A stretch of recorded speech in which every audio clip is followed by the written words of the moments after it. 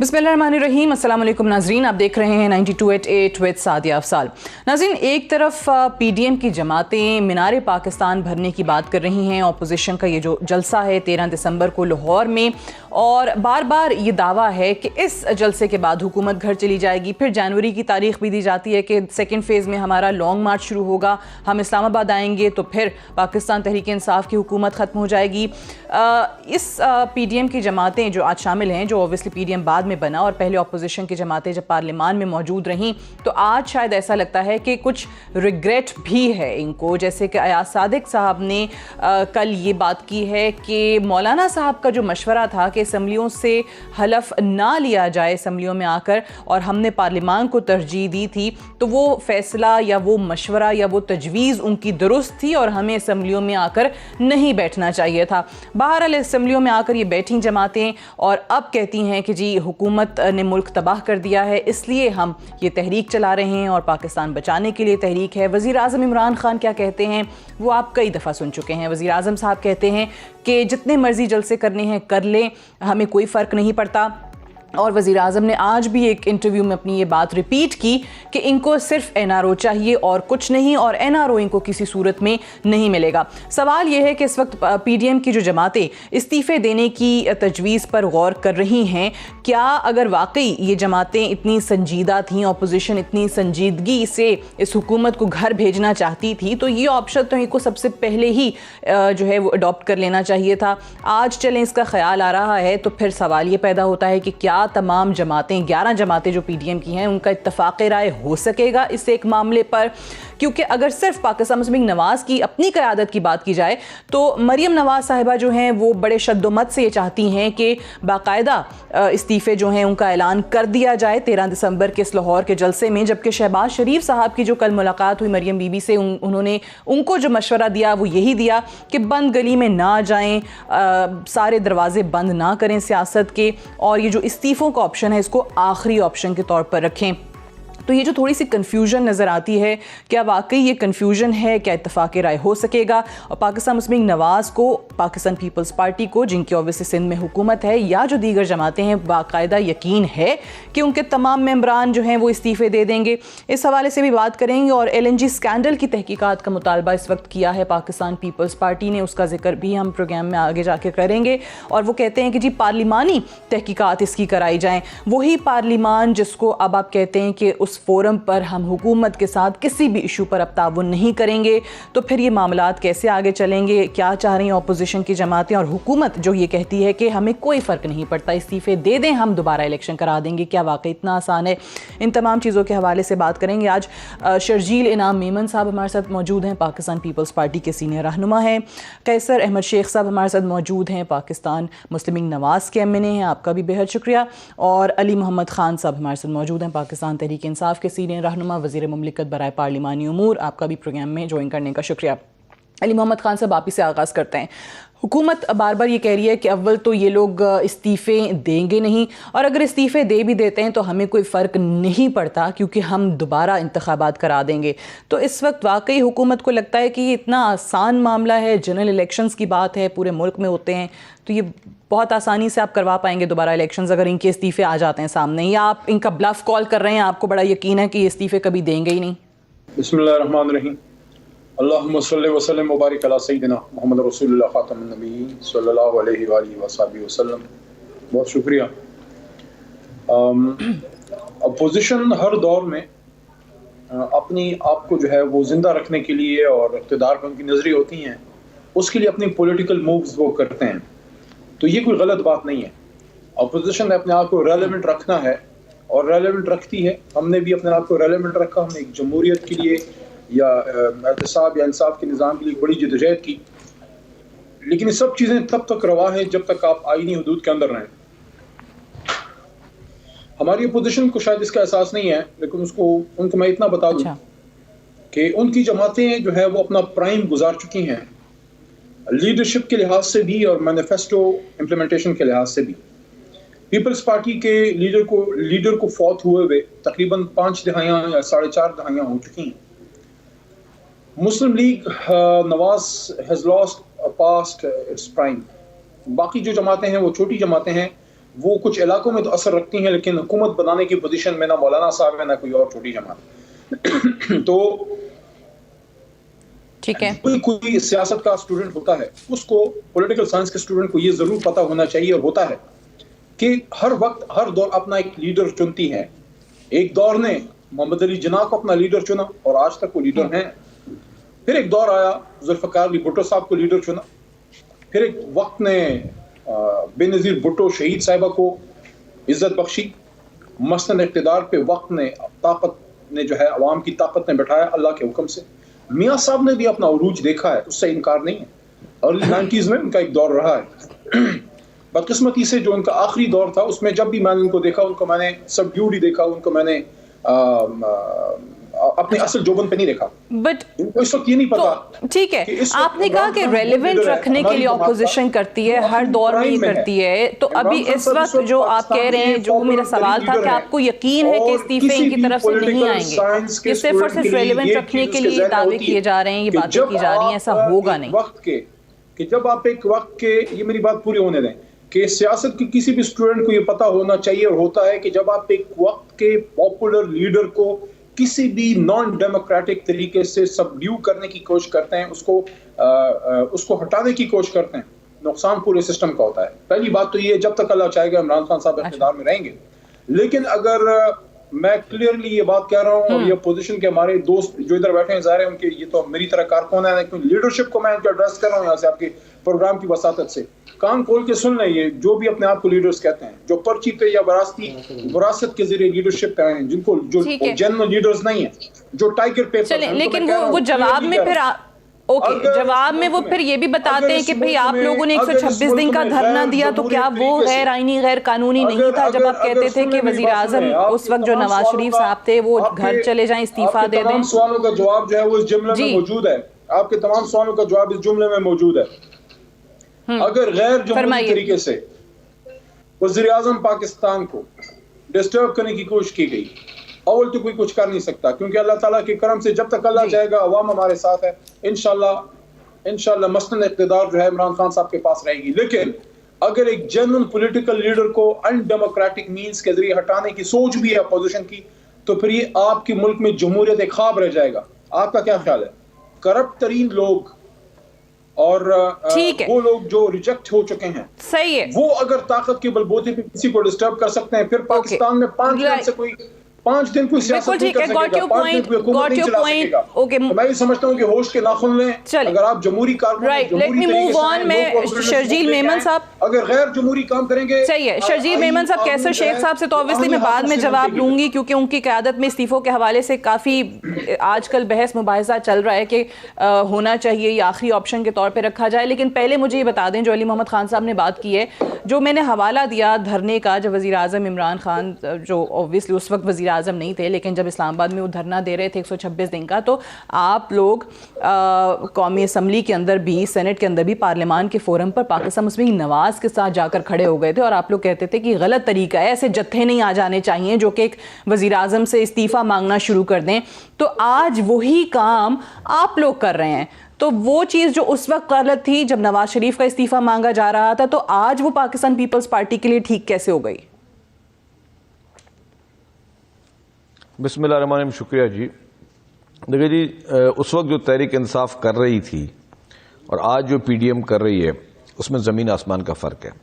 उस वक्त तहरीक इंसाफ ने ना किसी गुर्बत के ख़िलाफ़, ना महंगाई के ख़िलाफ़, ना बेरोज़गारी के ख़िलाफ़, ना ही किसी और मसले के लिए इतना बड़ा तमाशा या ड्रामा किया था। ये ड्रामा उनका सिर्फ़ और सिर्फ 4 हल्कों का बहाना था। असल में तो वो क्या था, वो उनको माशाल्लाह ज़्यादा मुझसे ज़्यादा पता होगा कि क्यों किया, किसके कहने पे किया, किस लिए किया, और वो सारी चीज़ें सबके सामने हैं। इन्होंने भी कहा, अली मोहम्मद खान साहब ने, कि जी अपोजिशन को आइनी हुदूद में रहकर तहरीक चलानी चाहिए। अब हमें अगर पीटीआई के लोग समझाएं कि आइनी हुदूद क्या होती है, क्या आइनी हुदूद ये होती है कि जो तहरीक इंसाफ के चेयरमैन इमरान खान ने उस धरने के दौरान जिस तरह के जो खिताबात किए थे, उस खिताबात में आवाम को कहा था कि जी बिजली के बिल ना पे करें, गवर्नमेंट को टैक्स ना दें, बिजली के बिल जलाए बैठकर धरनों पे, और आवाम को तो बोला तो बिजली के बिल पे ना करें। मुझे ये भी याद है कि जब बनी गाला की बिजली काट दी गई नॉन पेमेंट पे, सबसे पहले खुद भरा, फिर वही इमरान खान साहब जो फरमाते थे कि जी अवाम जो है बाहर से और यहाँ से पैसे जो हैं वो बैंकिंग चैनल से ना भेजें, मनी लॉन्ड्रिंग के ज़रिए भेजें। ये कौन से मुल्क में ऐसा लीडर जो है वो इस तरह की बातें करता है? फिर जो इन्होंने फरमाया सिविल डिसोबीडियंस तहरीक चला, ठीक है, सिविल डिसोबीडियंस की तहरीक इमरान खान ने कॉल कर दी थी, अवाम ने उनको लब्बैक नहीं कहा था। और इमरान खान का वो पूरा धरना जो भी ड्रामा था उसमें वो खुद एक्सपोज हुए, बुरी तरह एक्सपोज हुए। दूसरी बात उन्होंने की जी कि ऑपोजिशन की लीडरशिप करप्ट है, ये ईमानदार है। मुझे ये बताएं, मेरा सवाल यही है ना कि 126 दिन का इस्लामाबाद का धरना, बिल्कुल आपका कैपिटल मफलूज हुआ हुआ, पूरा मुल्क जायज़ था, हलाल था। वो 126 दिन का पीटीआई का धरना भी उस वक्त के वजीर आजम को घर नहीं भेज सका था, तो आज आप लोगों के जलसे या लॉन्ग मार्च कैसे वजीर आजम को घर भेज देंगे? जमीन आसमान का फर्क है इसमें मैडम। मैं ये अर्ज कर लूं कि उस वक्त 126 दिन का धरना था वो पब्लिक का धरना नहीं था, वो पूरा एक प्लांटेड एक क्या कहते हैं स्टेज शो था। आज पब्लिक की हालत जो है, बेरोजगारी में रोजाना इजाफा हो रहा है। सिर्फ ऑटोमोबाइल इंडस्ट्री में से 10,000 से ज्यादा लोग जो हैं वो फारिग किए गए। आपकी अभी रिसेंटली आपने 4,500 लोग स्टील मिल से फारिग किए। 4,500 फैमिलीज हैं, ये लोग नहीं हैं। 4,500 खानदानों को आपने बेरोजगार किया। और वही असद उमर साहब जिन्होंने खिताब फरमाया था अपना स्टील मिल के बाहर, वो पूरी दुनिया ने देखा, आपने भी देखा होगा। अगर चला दें तो ज्यादा बेहतर होगा। इनके पास किसी चीज का जवाब नहीं है। ये समझते हैं कि जी ये सारे यू टर्न जो हैं वो बड़े बड़े लीडर यू टर्न लेते हैं। ये यू टर्न में और झूठ में और मुनाफकत में बहुत बड़ा फर्क होता है। अनफॉर्चुनेटली मुझे कहना पड़ा है। इन्होंने कहा जी ऑपोजिशन की करप्शन और ये वो। अच्छा, देखिए जी इस वक्त पाकिस्तान में पीपल्स पार्टी नून लीग इस्तीफे देने के लिए। मेरा एक सुन, ये मुझे पहले जरा बता दें ताकि इस पे तो पहले बात हो जाए बाकी गेस्ट से भी। जी जी मुकम्मल कर लीजिए। मैं ये बात भी कह रहा हूँ, ये पीपल्स पार्टी की लीडरशिप, ये तो अभी आपने पीएमएलएन की बात की, जब पूरी पीडीएम में किसी चीज पे एग्री होगी इंक्लूडिंग पीपल्स पार्टी की लीडरशिप, क्योंकि पीपल्स ये जितनी भी पीडीएम बनी है ये पाकिस्तान पीपल्स पार्टी के एक ऑल पार्टीज कॉन्फ्रेंस हुई थी उसकी बिना पर बनी है। और उस ऑल पार्टीज कॉन्फ्रेंस का एक पूरा एक जो तो आप लोगों को सिंध असेंबली से इस्तीफे देने पे कोई एतराज नहीं है, आप लोग तैयार हैं उसके लिए? नहीं, मेरी सुन ले, जो चीजें उस चार्टर में लिखी हुई हैं, जो हमने पूरा अपना एक पूरी पीडीएम का जो पहली एपीसी की मीटिंग का जो बयानिया था उस पे पीपल्स पार्टी आज भी है। अगर कल कोई अमेंडमेंट आनी है तो पीपल्स पार्टी की लीडरशिप जो फैसला करेगी वो करेगी। लेकिन मैंने एक बात कहनी थी, जो उन्होंने बात की कि ऑपोजिशन की करप्शन और ये फलाना डिमका, मुझे ये बताएं, आपको पता है कि एमनेस्टी स्कीम आई थी 2 दफा, एक परवेज मुशर्रफ के दौर में, एक नवाज शरीफ के दौर में। और फिर इमरान खान साहब ने क्या फरमाया था कि एमनेस्टी स्कीम किसके लिए है? किसके लिए? चोरों के लिए है, लुटेरों के लिए, टैक्स चोरों के लिए। तो उससे फायदा किसने लिया? इमरान खान साहब ने लिया, उनके घर वालों ने लिया। अब मुझे बताएं तो उस हिसाब से तो आज पाकिस्तान का प्राइम मिनिस्टर एक टैक्स चोर है या नहीं है? Right, got your point. लेकिन इस्तीफों वाला जो मैंने सवाल किया था वो इसलिए भी और प्राइम मिनिस्टर साहब जो है वो उसको अवेल करते हैं तो क्या जब नवाज शरीफ साहब मुल्क वापस आ जाएंगे तो हम उनको अपने इस्तीफे दे देंगे? पीपल्स पार्टी अपने इस्तीफे नवाज शरीफ को दे देगी जब वो मुल्क वापस आएंगे। तो अभी तो कैसर अहमद शेख साहब ऐसे कोई आसार लग नहीं रहे, तो हो सकता है फिर इस्तीफे भी ना आए पाकिस्तान पीपल्स पार्टी के। लेकिन पीएमएलएन के अपने रैंक्स में क्या चल रहा है? मरियम बीबी जो है वो चाहती हैं कि फौरी तौर पे इस्तीफों का ऑप्शन जो है वो इस्तेमाल किया जाए, जबकि शहबाज शरीफ साहब उनकी मुलाकात के अंदर उनको मशवरा देते रहे कि भाई सियासत में बंदगली में नहीं जाना चाहिए और इस्तीफों का आखिरी ऑप्शन रखें। तो आप लोग खुद डिसाइड नहीं कर पा रहे इस पे? बिस्मिल्लाहिर्रहमानिर्रहीम। देखिए, अली मोहम्मद खान साहब 7-8 साल से मेरे साथ हैं। वो बैलेंस बात करते हैं। आज जो उन्होंने ये कहा कि रेलेवेंट रखने के लिए अपोजिशन ये करती है, वो जब थे तो उन्होंने अपने आप को रेलेवेंट रखा, हमें तो ये कोई उनसे बात ये जुड़ती नहीं है। देखिए कोई अगर ये मुल्क की बजाय के बेहतरी या लोगों के लिए हम पॉलिटिक्स करते हैं, अगर हम सिर्फ अपने आप को रेलेवेंट करने के लिए करेंगे, नहीं। हम जो आए हैं ना, ये जो कर रहे हैं, जो तहरीक चला रहे हैं, हम जब अपने हलकों में जाते हैं तो हमें लोग घेर लेते हैं। वो कहते हैं आपको हमने वोट दिया है, आप कर क्या रहे हैं? कितनी महंगाई कर दी है, कितनी बेरोजगारी कर दी है, क्या भाव हो गए हैं और क्या हालत है। वादे क्या किए थे, इन वादों पे वोट हुए थे कि 1 करोड़ नौकरियां होंगी, 50 लाख घर होंगे और बाहर से रिमिटेंस डबल हो जाएगी, हमारा रेवेन्यू, FBR का रेवेन्यू जो हम छोड़ के गए थे 3850 अरब, वो डबल हो जाएगा। तो देखिए ना, कुछ भी नहीं हुआ। और अभी शर्जील इनाम साहब ने बड़ी तफसील से बताया कि इमरान खान साहब ने तो खुद हर जगह जो उनका कहना था उस पर उन्होंने यू टर्न ले लिया। तो मैं भी आपको बात करता हूं इस्तीफों की। देखिए, इस्तीफे हमेशा हमने भी कहा है कि ये हमारा लास्ट ऑप्शन है और हमारी पार्टी की रिवायत है, पार्लियामेंट्री पार्टी की रिवायत है कि हम थ्रेड बेस्ड डिस्कस करें। आप कह रहे हैं, ये आप ईमानदारी से बताएं कि क्या आप ये वाकई तहरीक जो है अवाम के लिए चला रहे हैं कि जी हलकों में जाते हैं तो लोग कहते हैं महंगाई बहुत ज्यादा है, बड़ी गुर्बत हो गई है, बड़ा बुरा हाल हो गया है, क्या अवाम के लिए कर रहे हैं? अगर अवाम के लिए आप कर रहे होते तो फिर तो वही बात आ जाती ना कि पार्लियामान के अंदर जो पहला स्टेप बनता था इस हुकूमत को घर भेजने का, कि आप पहले दिन ही आके इस्तीफे देते कि भाई खत्म हो, ये असम्बलियां टूटे, दोबारा इलेक्शन की तरफ। और अगर आपको लगता है कि अवाम इनसे तंग होते तो दोबारा इलेक्शन में फिर इनको अवाम वोट ना करते, लेकिन आप लोग उस तरफ नहीं आए ना। देखिए, हमने तो पहले दिन से ये कोशिश की कि बैठें, चार्टर ऑफ इकॉनमी करें, मुईशत को मिलजुल के चलाएं। देखिए, सिर्फ इस्तीफे देना पहले दिन से ही कोई ऑप्शन नहीं था। और अभी भी मैं ये समझता हूं कि हमारी पार्टी, पार्लियामेंट्री पार्टी की ये रिवायत रही है कि हम सारे चीज कंसेंसस से और अपने मशवरे से करते हैं कि भाई तो हमें असम्बलियों में जाके हलफ लेना ही नहीं चाहिए था, मौलाना साहब की बात पे अमल करना चाहिए था। वो तो हर एक की अपनी ओपिनियन है ना। मेरी ओपिनियन में हमें बिल्कुल हलफ लेना चाहिए था और पहले दिन से कोशिश करनी चाहिए थी कि इनकी हुकूमत बन गई है, जैसे भी बनी है। जो इलेक्शन हुए सबके सामने है, मैं उसको तफसील से बताना फिर अच्छा नहीं लगता कि वही बात फिर टॉपिक शुरू हो जाएगा कि इलेक्शनों में क्या क्या किस तरह प्री पोल रिगिंग हुई और जो हमारे अपने हलकों में जो कुछ हुआ। बहरहाल वो बातें मुझे अच्छी नहीं लगती, कई बार रिपीट हो चुकी हैं। याद सादिक साहब सरदार साहब का ओपिनियन है। मेरे ख्याल में हमें चार्टर ऑफ इकॉनमी की हमने जो बात की थी, हम मुल्क को संवारने के लिए, ठीक है, वो जिस तरह भी इक़्तिदार में आ गए थे हमने उनको मान लिया था, वो प्राइम मिनिस्टर बन गए थे। तो लेकिन अभी क्योंकि ब्रेक आ जाएगा, मुझे ये जरा जवाब मेरे सवाल का दे दें कि आपकी राय क्या है। आपने अयाज सादिक साहब की राय पे कहा कि उनकी जाती राय है, आपकी राय है कि नहीं जाना चाहिए था, असेंबलियों में हलफ लेना चाहिए था। अब मरियम बीबी जो कहती हैं कि फौरी तौर पे इस्तीफों का ऑप्शन जो है वो इस्तेमाल करें, हम ये मीनार पाकिस्तान का लाहौर का जो जलसा है उसमें अनाउंस कर दें, पंजाब असम्बली से भी और यहाँ इस्लामाबाद से भी, विफाक से भी। लेकिन आपको क्या लगता है, शहबाज शरीफ साहब जो कह रहे हैं वो सही है कि भाई आखिरी ऑप्शन के तौर पे रखें इसको, इस्तीफों को, या मरियम बीबी की जो तजवीज़ है या उनका फैसला? देखिए, मेरी बात कोई राय इस वक्त ये इतना अहम मैटर है कि मैं यहाँ अपनी राय दे दूं। हम यही करते हैं, हमारी रवायत है पार्लियामेंट्री पार्टी की, हमेशा कंसेंसस से जिसका फैसला चल जाएगा। मैं आपको बता रहा हूँ, मेरी बात वही फिर नवाज शरीफ के बाद कायद का दर्जा इख्तियार करता है। मुकम्मल होने दें,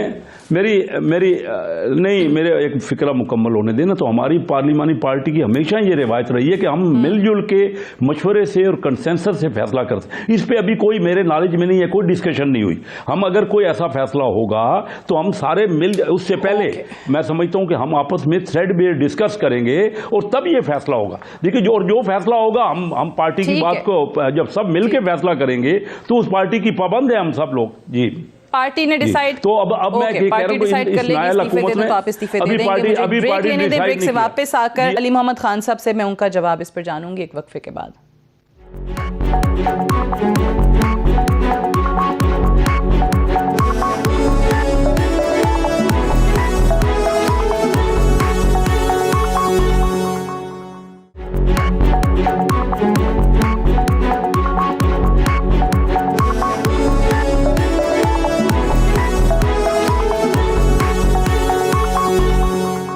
वेलकम बैक। प्रोग्राम में एक बार फिर से खुशामदीद। अली मोहम्मद खान साहब, ये बताइएगा, जब हम पाकिस्तान की सियासत की बात करते हैं, जैसे आपने कहा कि ऑब्वियसली ये अपोजिशन का हर दौर में ही एक तर्ज अमल होता है या तर्ज सियासत होता है, लेकिन अभी अगर इस पे बात करें कि तमाम जमातें, चाहे वो हुकूमत हैं चाहे वो अपोजिशन हैं, अगर कहीं कोई दरमियानी रास्ता निकालना चाहते हैं तो वो किस तरीके से निकलेगा? अगर एक लम्हे को ये मान लिया जाए कि अपोजिशन को भी ये यकीन है कि लॉन्ग मार्च भी कर लेंगे, हम जलसे भी कर लेंगे, लेकिन फिर भी अगर हुकूमत घर नहीं जाएगी और हुकूमत भी ये चाहती है कि ये जो केओस है लोगों को सड़कों पर बाहर लाने का, जो अपोजिशन के जलसों से होगा या लॉन्ग मार्च से होगा, वो भी ना हो, तो आप लोगों को कहीं तो बैठना पड़ेगा, बात करनी पड़ेगी, डायलॉग करना पड़ेगा। वजीर आजम साहब कहते हैं कि जी एनआरओ मैं नहीं दूंगा, तो वजीर आजम के पास इनको ऑफर करने को है क्या?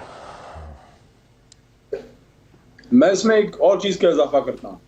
खान साहब ने कहा कि एनआरओ नहीं दूंगा, मैं कहता हूँ ना सिर्फ एनआरओ ना देंगे बल्कि एनआरओ लेंगे भी नहीं। इनसे अपने लिए कोई रिलीफ लेने का मतलब हम इसे एनआरओ ले रहे हैं। हाँ, पाकिस्तान के मफाद में, पाकिस्तान के लोगों की जिंदगी बचाने की बात हो या पाकिस्तान के मफाद में, तो पाकिस्तान के बदतरीन दुश्मन से भी बैठा जा सकता है। ये तो फिर पॉलिटिकल वर्कर्स हैं, इनकी लीडरशिप पे करप्शन के चार्जेस हैं। न सारे ठीक हैं, न सारे करप्ट हैं। तो पार्लियामेंट में 2 साल हम बैठे ही रहे हैं, पाकिस्तान के इश्यूज पे डिस्कशन हुई भी है, कुछ इश्यूज हमने मिलके भी किए हैं, उस पे हमने मिलके काम भी किया, जो पाकिस्तान के मफाद के लिए कोई कुछ लेजिस्लेशन हमने की भी हैं।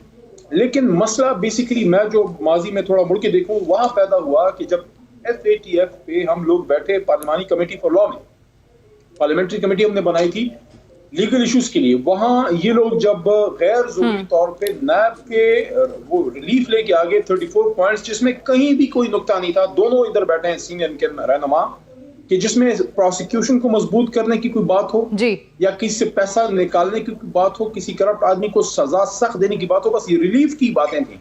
वो एक एनआरओ था। जब हमने उस पर एतराज किया, उसके बाद से दूरियां जो है वो पैदा हुई। ये इस्तीफों की धमकियां वगैरह देना किसी और को दें। आपको पता है पाकिस्तान में एक आदमी, and you have interviewed him yourself on many occasions, एक आदमी जिसको कोई दुनिया में आप ब्लैकमेल नहीं कर सकते, उस आदमी का नाम इमरान खान है। आप किसको ब्लैकमेल कर रहे हैं? आपने इस्तीफा देने दे दें। मैं इनकरेज नहीं करता एज अ पोलिटिकल एनकरेज, मैं ये नहीं कहूंगा कि जाके दे दें, नो। इस्तीफा देना सियासत में आखिरी हरबा होता है, और वो तब होता है जब कोई रास्ता ना हो। सियासतदान अगर सियासतदान है, उसके पास रास्ता जरूर होता है, अगर दिल में इखलास हो, अगर मकसद इंसानियत हो, अगर मकसद अवाम हो, अगर मकसद पाकिस्तान हो। एक नहीं 100 रास्ते आज भी खुले हैं। एक इनका मकसद क्या है? 2 बता दूं कौन से? चलें। Number 1, right, number 1 they want to save the loot and plunder. Politics is secondary. जो कमाऊ पूत अब निकले ना मैदान में, मैं सॉरी अल्फाज सख्त हैं, दोनों से मैं माजरत खा हूं अगर आपको बुरा लग रहा है, लेकिन वो जो लूट एंड प्लंडरिंग 40 साल की हुई है, सबसे पहले तो सियासत यूज ही उस लूट के लिए थी। सियासत तो सेकेंडरी है। जो लूट एंड प्लंडर है उसको बचाना नंबर 2।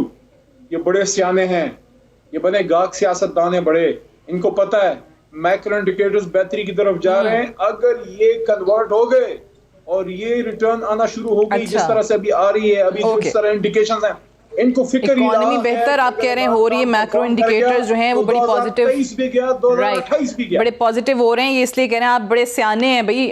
कैसर शेख साहब और शर्जील मेमन साहब की दोनों जमातों को भी इन्होंने कह दिया। बहरहाल मुझे ये बताइए कि ये जो रीजंस तो शर्जील मेमन साहब आपने सुन लिया, वो कहते हैं कि ये आवाम के लिए नहीं हो रहा, लेकिन हाइपोथेटिकली स्पीकिंग एक लम्हे को चले हम ये बात मानते हैं कि आप लोग सब पीडीएम में शामिल 11 जमातें इस्तीफे भी दे देते हैं, आप इस हुकूमत को घर भेज देते हैं, नए इंतखाबात भी हो जाते हैं, लेकिन इस बात की क्या गारंटी है? क्योंकि आप लोगों ने वो जो एक शफाफ इंतखाबात का एक नारा बुलंद किया, उसके लिए तो किसी ने भी कुछ किया ही नहीं। वो रिफॉर्म्स जो आज भी वज़ीर आज़म का शॉट हम प्रोग्राम के स्टार्ट में चला रहे थे, वो रिफॉर्म्स तो आए नहीं। तो कल को अगर फिर पीटीआई जीत कर आ जाती है तो आप लोग फिर यही करेंगे कि भाई धांधली हुई है। और ये क्या कह रहे हैं अली मोहम्मद खान साहब?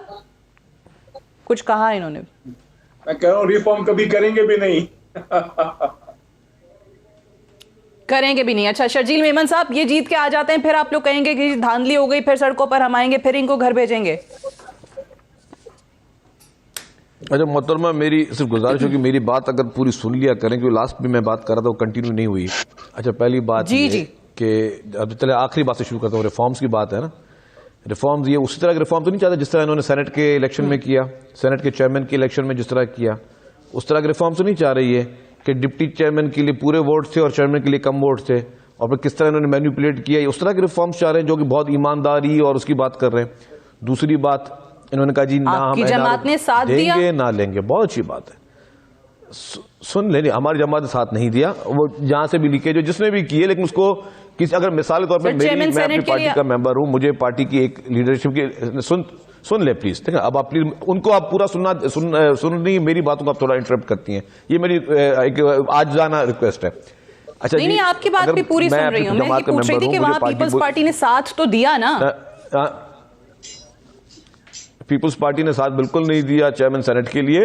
अगर इंडिविजुअल तौर पर किसी ने भी, अगर शर्जील मेमन ने भी किसी के कहने पे अगर पार्टी के खिलाफ वोट दिया तो मुझे किसी ना किसी ने उकसाया होगा, ठीक है? मुझे किसी ना किसी ने कोई लालच दी होगी, मैंने अपना कोई ना कोई जो है वो चेंज किया होगा, अपनी वफादारी चेंज की होगी किसी लालच। सर तो फिर उकसाया तो फिर वो ये क्या बिल्कुल इतने मासूम हमारे सियासतदान है कि किसी के उकसाने में आ जाते हैं और अपना मुफाद होगा, कुछ होगा, कोई चीज होगी, आप जो कह रहे हैं, तो फिर आप लोगों के फिर असूल किधर जाते हैं? या किसी का मुफाद होगा या उकसाने पे आ जाते हैं। सुन लीजिए, देखिए मैं ये नहीं बोल रहा हूँ कि सबने किया, किसने किया। अगर किसी ने भी किया, चाहे वो ऑपोजिशन में कोई भी मेंबर था जिसने अपनी वफादारी तब्दील की, तो या किसी डर खौफ में की होगी या लालच में की होगी। और ये इस तरह के लोग हर जगह पे मौजूद होते हैं। तो लेकिन उसको इंस्टिगेट करने वाला कौन था? मतलब अगर हुकूमत में बैठे लोग जो है वो अगर बड़ी इलेक्शन रिफॉर्म्स की बात करते हैं और उनको पता है कि उनके नंबर्स पूरे नहीं है लेकिन वोट ज्यादा पड़ रहे हैं उनको, तो क्या ये रिफॉर्म्स की बात करेंगे? दूसरी बात उन्होंने की कि ना हम एनआरओ किसी को देंगे जी नहीं लेंगे। मेरा तो एक छोटा सा सवाल है, सिर्फ छोटा सा सवाल, आपको सिर्फ इसका शॉर्ट जवाब ले लीजिएगा येस या नो में। अगर इन्होंने एनआरओ दूसरों को तो कहीं दे ही नहीं सकते, ना इनका इख्तियार है, लेकिन खुद अपने आप को एनआरओ दे रहे हैं, इनसे पूछें कि पीटीआई ईमानदार जमात है, इमरान खान एक पाकिस्तान का अजीम तरीन ईमानदार शख्स है, वो पेशावर बीआरटी पे उन्होंने स्टे ऑर्डर क्यों लिया हुआ है? सिर्फ इसका हाँ ना हो जाओ, फिर मुझे अपनी बात कंप्लीट करनी है। पेशावर बीआरटी पे एक जिसमें जवाब दे दें, इंस्पेक्शन टीम की रिपोर्ट है, जवाब दे दें अली मोहम्मद खान साहब, बीआरटी पे स्टे क्यों लिया हुआ है? देखिए मैं बता देता हूँ आपको, मुख्तसर तो नहीं होगा, कम से कम मिनट लगेगा। देखिए शर्जील साहब को खुद इन चीज़ों का बड़ा तजर्बा है क्योंकि सीनियर मिनिस्टर रहे हैं मुराद साहब की पिछले हुकूमत में भी ये रहे हैं, तो he knows the things very well. और खुद भी अदालत में इन पे केसेस में वगैरह में सियासतदान है, आना जाना सबका लगा रहता है, तो ही नोज दीज थिंग्स कि जब आप अदालत में होते हैं, अदालत में आप अपने राइट्स के लिए लड़ते हैं। जो सूबाई हुकूमत है, आप मुझे बताएं इन द राइट सेंसेस, अगर किसी भी सूबाई हुकूमत पे इल्ज़ाम हो कि आपने यहाँ पे करप्शन की है या आपने मिस हैंडल किया है या आपने उसको अकॉर्डिंग टू लॉ डील नहीं किया, तो क्या कोई भी सूबाई हुकूमत, उसके सेक्रेटरी साहिबान, जाहिर है एक हुकूमत जब चलती है उसमें ब्यूरोक्रेट्स होते हैं, उसमें वज़राए कराम होते हैं, वो अपने वकला के जरिए जो आपके ऑफिशियल्स जो होते हैं, जो अटॉर्नी जनरल होते हैं, जो एडवोकेट जनरल होते हैं, क्या कभी किसी सियासी हुकूमत ने अदालत में जाके कहा कि हमने करप्शन की है? हाँ हमने जनाबे वाला, बिल्कुल सही इल्जाम है। वो अपने राइट्स के लिए लड़ते हैं। कभी भी सियासी हुकूमत ये नहीं कहेगी कि हमने करप्शन की है। लॉ के मुताबिक उनके वकला जो मुनासिब समझते हैं वो फैसला करते हैं। जहां तक करप्शन पे जीरो टॉलरेंस की बात है, चलें वकला ने मुनासिब समझा, राइट? शर्जील मेमन साहब जवाब मिल गया। चैलेंज करता हूं, मैंने जो सवाल का जवाब दे दिया, मेरे सवाल का जवाब दे दें कि इमरान खान साहब सुने मेरी बात पूरी। मेरे अगले सेगमेंट से आप लोग आपस में सवाल खेल रहे हैं जी, फरमाएं। तो अच्छा ना, आपका काम आसान हो गया। दोनों भाई आपस में सवाल जवाब कर रहे हैं। अच्छा बिल्कुल आपस में नहीं करता हूं, ये तैसर मैं फिर चली जाऊं छुट्टी लेके घर। अच्छा जी, आप मुझे बोलने देंगी तो मेरा टाइम कम लगेगा। अच्छा, मैं अर्ज ये कर रहा था, पाकिस्तान की हालिया सियासी तारीख में इमरान खान पहला आदमी है जिसने, याद रखें, इन्होंने कभी अपनी सियासी हुकूमतों में 1971-72 से लेकर 77 तक भुट्टो साहब की, बेनजीर साहबा की 2 टर्म्स और जरदारी साहब की और गिलानी साहब की फुल टर्म, 4 टर्मों में कभी इन्होंने अपनी जमात का किसी क्लर्क को भी जो है करप्शन पे, ना उस पे खिलाफ इंक्वायरी की, ना उसको पार्टी से निकाला। और same goes for Muslim League Nawaz, जिन्होंने कभी जिंदगी में किसी करप्शन पे नहीं निकाला अपनी जमात के एमपीएम में, तो छोड़ें किसी छोटे से वर्कर को भी। इमरान खान वाहिद आदमी है, सुन लें अब, जिन्होंने 15 से 16 एमपीएस को अपना वोट बेचने पे, करप्शन पे अपनी न सिर्फ एमिनेशन अपनी पार्टी से निकाला, और फिर वो आदमी जो उनके सबसे करीब था। मैं ये नहीं कह रहा कि जहांगीर तरीन साहब करप्ट हैं, मैं इल्जाम नहीं लगा रहा, लेकिन ये कह रहा हूं कि उन पर जब इल्जाम आया तो उन्होंने चार्जेस की वजह से उनके खिलाफ भी इंक्वायरी होने दी। ठीक है, ये है। चलिए अब मैं वो जवाब ले लूं, फिर शर्जील साहब कहेंगे कि उनको टाइम नहीं मिला। जवाब दे दूं, मैं जवाब दे दूं प्लीज। सादिया साहबा, मोहम्मद खान साहब गॉट योर पॉइंट। मैं जवाब दे दूं जी शर्जील साहब फरमाइए। पाकिस्तान की बात जी, आखिरी बात भी सुन लें। उन्होंने सेनेट ऑफ पाकिस्तान की बात की है कि कुछ लोग इनकी मर्जी के बगैर वोट दिया। अगर इनकी मर्जी के बगैर किसी ने वोट दिया, शर्जील भाई, मैं कहता हूं उन्होंने गलत किया है। लेकिन अगर आप वाकई सेनेट की सियासत में करप्शन के और हॉर्स ट्रेडिंग के खिलाफ हैं। तो जो इमरान खान साहब कह रहे हैं कि बिल्कुल शो ऑफ हैंड से हो ताकि सबका पता किबला दुरुस्त हो, फिर आप हमारे साथ उस पर खड़े रहें, उस इलेक्टोरल रिफॉर्म में इमरान खान का साथ दें ताकि सेनेट की सियासत से हमेशा हमेशा चले ठीक है। शर्जील मेमन साहब जवाब दें, खत्म हो जाए। अच्छा जी, मैं एक बात कहना चाह रहा हूं जी। मैं समझता हूं कि जी जो भी बात अली मोहम्मद साहब ने की, अगर इन्होंने खुद ये सेटिस्फाई हैं कि जो उन्होंने बीआरटी में जस्टिफिकेशन दी, अगर ये मुतमईन है तो ठीक बात है। ये कह रहे जी इमरान खान साहब ने अपनी पार्टी से करप्ट लोगों को निकाला, ये किया। आज भी केसेस इनकी पार्टी के लोगों पर भी चल रहे हैं, खुसरो मुख्तियार पर भी चल रहे हैं, आपके पंजाब के अलीम खान साहब पर भी नैब में रेफरेंस दाखिल है। ये खुद ही इमरान खान साहब कहते हैं कि पंजाब का नंबर 1 डाकू चौधरी परवेज इलाही है। नहीं सुने परवेज इलाही के लिए भी आपने कहा था कि जी पंजाब का नंबर 1 डाकू है, तो या तो उस बयान पे परवेज इलाही से माफी मांग ले, एक ही काम कर ले खान साहब। क्योंकि अभी मंसूर साहब ने उनको अपने इंटरव्यू में पूछा कि आपने ये कहा था, बोला जी मैं हर सवाल का जवाब क्यों दूं। आपको जवाब देना है जी, आपने ये तकरीर करके अगर आवाम से आपने वोट लिए हैं तो आपने जो जो वादे किए उसका आपने जवाब देना है। ये थोड़ी कि मैं एज अ सियासतदान हूं, मेरी मर्जी है किस चीज का मैं जवाब दूं, किस चीज जवाब ना दूं। आप वैसे आवाम से जो वादे करते हैं ये आपके ऊपर मैंडेटरी है, आपको हर सवाल का जवाब देना, आप जवाब दें। मैं एक बात पूछ रहा हूं, इन्होंने 70 से बात की, 70 से मुझे एक पॉलिटिशियन बता दें पाकिस्तान का, कोई भी ऐसा बंदा प्राइम मिनिस्टर बना हो जिसने टैक्स चोरी में इन्वॉल्व रहा हो। अनफॉर्चुनेटली आज जिसने एमनेस्टी के लिए खुद इमरान खान साहब ने कहा है 2018 की प्रेस कॉन्फ्रेंस, जहांगीर तरीन उनके राइट पे बैठे हुए हैं कि टैक्स एमनेस्टी ये चोरों के लिए, टैक्स चोरों के लिए, और मैं खुद आके इख्तियार में इन सारे टैक्स चोरों का दोबारा एहतसाब करूंगा। ये इमरान खान साहब ने अपने बयान में कहा है। आप अपने रिकॉर्ड अपने प्रोड्यूसर को बोले, वो निकाल कर चला देगा। और फिर बाद में पता चला इमरान खान साहब ने खुद भी लिया। मैं चले किसी की फैमिली भी नहीं जाता, लेकिन खुद वो टैक्स एमनेस्टी ले चुके हैं। टैक्स एमनेस्टी किसके लिए?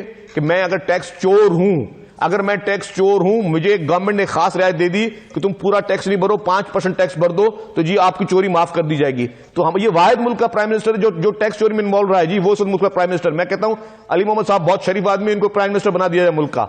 हम इनको सपोर्ट करते हैं, मैं इनको एलानिया बोलता हूं। कम से कम इन्होंने ये कुछ टैक्स किसी एमनेस्टीज में तो नहीं आया होंगे ना जी ये लोग। खान साहब आपको तो अपोजिशन के वोट भी मिल रहे हैं, वो कह रहे हैं आपको वजीर आजम बना दिया जाए। ठीक है, चले मुझे एक ब्रेक लेनी है, ब्रेक आकर डिस्कशन को हम यहीं से आगे बढ़ाएंगे। Stay tuned.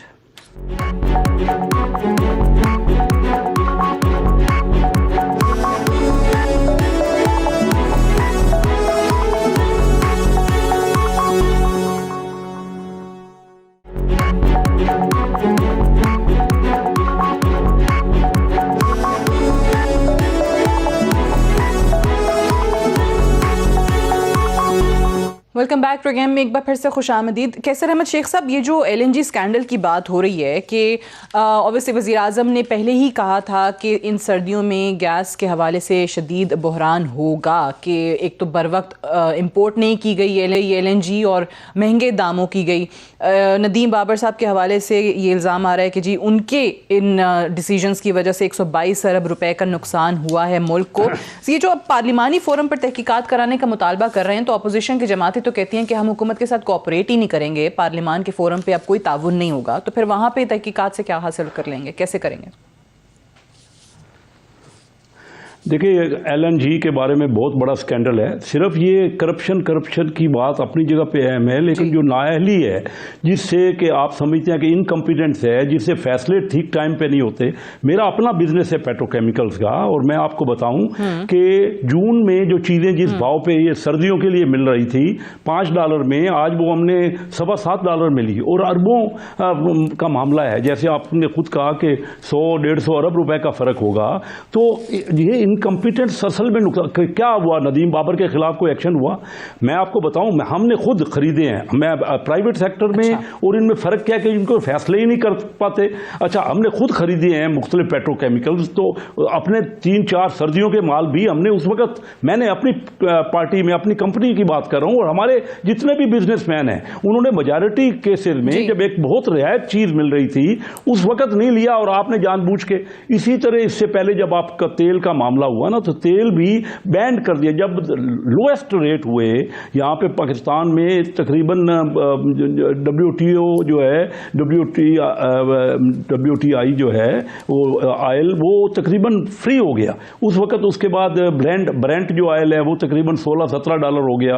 वो उस वक़्त नहीं ख़रीदा गया, और फिर जब उस वक़्त बैन कर दिया गया और फिर महंगे दामों में ख़रीदा गया, और उस वक़्त लोगों को मजबूर किया गया ऑयल कंपनियों को कि सस्ता बेचो। अच्छा। कोई एक स्कैंडल, ये मैं स्कैंडल नहीं कहूँगा, मैं कहूँगा इनकम्पिटेंट, जो अरबों रुपए का मुल्क को नुकसान करा दिया। 13.25%। मैं 2-3 दिन पहले फाइनेंस कमेटी की मीटिंग हो रही थी, तो गवर्नर स्टेट बैंक से कह रहा था कि आपने किससे पूछ के आपको समझ नहीं आई कि 13.25% करके आपने बाहर की सारी रकम जो है आपने ले ली हार्ट मनी, और हार्ट मनी जब जरा रेट आपने कम किया सूद का तो 7% किया, सारा पैसा बाहर चला गया। और पाकिस्तान इस वक्त 4,000 अरब रुपए के बजट खसारे में है। ये पाकिस्तान की तारीख में कभी नहीं हुआ। पाकिस्तान, इनको पता नहीं, असल में ये सिर्फ एक बात है, अगर किसी का कोई भी करप्शन है नहीं होनी चाहिए, लेकिन ये छोटी छोटी बातों को लेके जो इतने बड़े बड़े मामलात हैं। अभी अली मोहम्मद खान कह रहे थे कि जी हमने मैक्रो इकोनॉमिक्स को बेहतर कर दिया है। मैक्रो इकोनॉमिक्स का मतलब ओवरऑल पाकिस्तान के लिए। अब देखिए, मैं अगर क्रिकेट खेलना नहीं जानता तो मुझे कोई पूछेगा कि आप स्विंग का बारे में बताएं तो नहीं बता सकूंगा। अब बिजनेस इनका काम नहीं है, ये फैसले करके। चलिए ठीक है, अच्छा पहले मैं ये अली मोहम्मद खान साहब से जवाब ले लूं। ये जो LNG स्कैंडल की बात हो रही है, नदीम बाबर साहब के हवाले से जरूर उनको आपने लग रहे हैं, तो क्या काबीना के अंदर या अदरवाइज मेरी बात मुकम्मल होने, आपने पूछा, कुछ उनसे सवाल किया नदीम बाबर साहब से, क्या वो अपनी पोजीशन क्लियर कर सके ज़िमन में? बड़ा अच्छा क्वेश्चन जो है रेज किया है। शेख साहब जो है हमेशा, जब इनकी हुकूमत भी थी, मैंने उनको हमेशा बड़ा पॉजिटिव पाया, अच्छी बात को अप्रिशिएट किया, और अपनी हुकूमत की भी गलत बात को उन्होंने कंडेम किया। मैं भी आपको ये कहूँगा कि काबीना का आपने पूछा है, उसका बिल्कुल काबीना में उनको कहा भी गया है। वज़ीर आज़म साहब ने उनको कहा कि आप जाके प्रॉपरली इसको प्रेस कॉन्फ्रेंस करें, एक्सप्लेन करें। उन्होंने प्रेस कॉन्फ्रेंस की और काफ़ी डिटेल में की, नंबर 1। नंबर 2, दूसरी बात यह है, मैं तो चूँकि पेट्रोलियम इश्यूज़ का एक्सपर्ट नहीं हूँ, लेकिन इतना मैं ज़रूर बता सकता हूँ कि जब मोहतरम शाहिद फरहान अब्बासी साहब जब मिनिस्टर थे, उनके खिलाफ जब इश्यूज आए तो हम लोग बाकायदा पिटिशंस भी लेके गए सुप्रीम कोर्ट वगैरह, और हर फोरम पे हम गए। उनके खिलाफ काफ़ी स्कैम वगैरह भी शायद है। लेकिन मैं यहाँ पे ये नुक्ता ज़रूर रखूँगा बैसित पार्लिमानी उमूर के वजीर के, कि ये वो चीज़ है जो हम अपोजिशन को समझा रहे हैं, ये उन्हीं का सबक उनको याद दिला रहे हैं जो हमें कहा करते थे कि आप ना तजर्बाकार हैं, रोडों पर टाइम ज़ाया करें, पार्लिमान में पार्लिमानी आपके पास जो टूल्स होते हैं उनको यूज़ करें। अब ये इसको कैसर साहब भी समझते हैं और शकील इनाम मेमन भाई भी। आसान सा काम है। पीपल्स पार्टी पार्लिमानी तहकीकात का कह रही है, ऑपोजिशन कह रही है। मैं इसीलिए पूछ रही हूँ कि आप लोग कहते हैं कि पार्लिमान पे तो ताउन होगा नहीं, आप खुद पार्लिमानी उमूर के वजीर हैं, इसकी वहां पे इन्वेस्टिगेशन होनी चाहिए इस मामले में। मेरे ख्याल में मेरी इस बात को मेरे दोनों भाई सपोर्ट भी करेंगे। अगर आप थोड़ा सा हमें अपनी बात पूरी कर ले दिया करें, दूसरे सवाल की जरूरत नहीं होगी। मैं ये अर्ज कर रहा था, आप ही की बात कर रहा हूँ, मैं ये अर्ज कर रहा था कि टाइम थोड़ा है अली मोहम्मद खान साहब। मेरी राय ये है कि अगर ये एक टूल यूज कर लें कि जो स्टैंडिंग कमेटी ऑन पेट्रोलियम है, उसमें आप जो है उसकी मीटिंग कॉल कर लें, उसमें नदीम बाबर साहब आके उधर आपको एक्सप्लेन कर देंगे। अगर आप मुतमईन नहीं है, देखें सियासत इस पे मैं नहीं समझता कैसे साहब इस पे सियासत करेंगे, कम से कम ये उन लोगों में से नहीं है। अगर आप मुतमईन ना हो उनके जवाब से, जो प्रेस कॉन्फ्रेंस दी है, ठीक है, आप कहते हैं कि मीटिंग कॉल करनी है, उसमें वो आकर एक्सप्लेन कर देंगे। बहरहाल ऑब्वियसली पोजीशन तो उनको क्लियर करनी होगी अगर इतने बड़े इल्जामात उन पर लग रहे हैं काबीना में या वजीर आजम साहब ने, जैसे मोहम्मद खान साहब ने कहा कि उनसे पूछा है। अनफॉर्चुनेटली टाइम खत्म हो गया, I have to wind up here. Ali Mohammad Khan साहब, शर्जील मेमन साहब, कैसर अहमद शेख साहब, आप तीनों का प्रोग्राम में तशरीफ आवरी का बेहद शुक्रिया। That's all for tonight, I will see you tomorrow इंशाल्लाह। इजाजत दीजिए, खुदा हाफिज।